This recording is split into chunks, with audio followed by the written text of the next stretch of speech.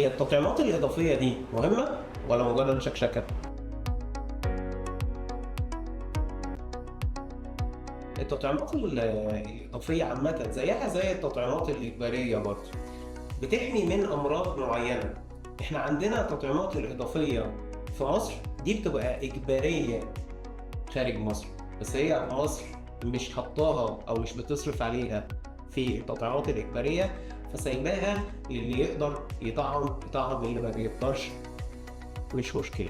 ولكن أنا لو قادر إن أنت تطعم ابنك طعمه. التطعيمات دي بتفرق كتير في 6 تطعيمات إضافية، أولهم وأهمهم تطعيم المكورات الرئوية.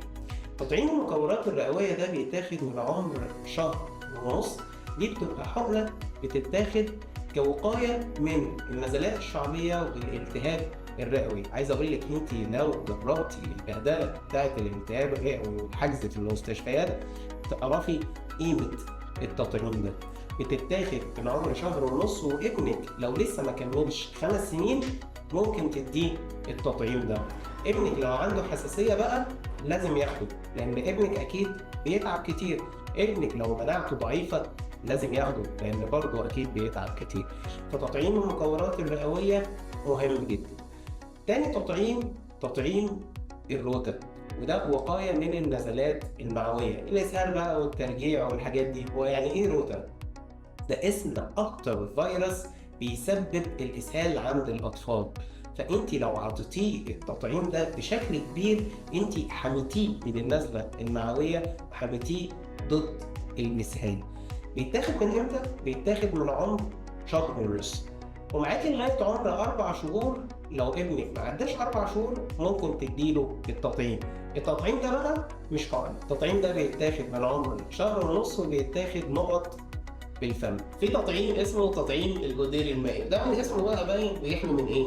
بيحمي ضد مرض الجدري. طب ده بيتاخد من امتى؟ بيتاخد من سن سنة كده ما شاء الله، حتى احنا كبار احنا ممكن ناخده مفيش مشكلة، وده بيبقى عبارة عن جرعتين. في تطعيم اسمه تطعيم الالتهاب الوبائي ألف.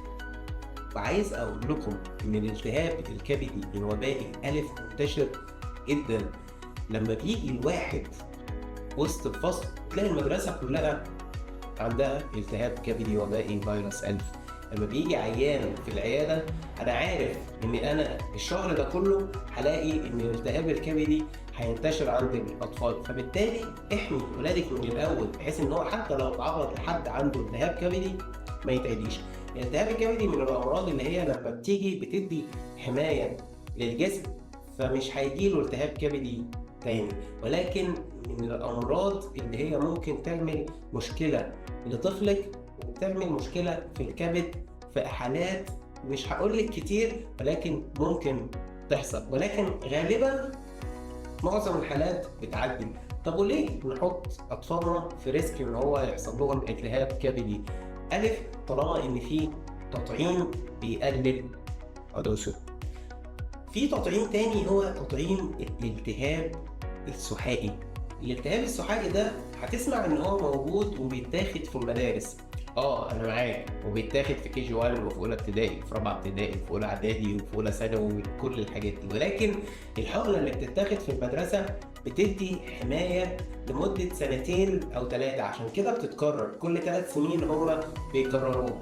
ولكن في نوعيه تطعيم برضه تحت مسمى الالتهاب السحائي بتتاخد بس على حسابكم بقى من بره. دي بتدي حمايه العمر كله ومش بنبقى محتاجين ان هو ياخد التطعيم بتاع المدارس. ودول بقى ال6 تطعيمات بتوعنا، عددهم قليل بس فايدتهم كبيره قوي.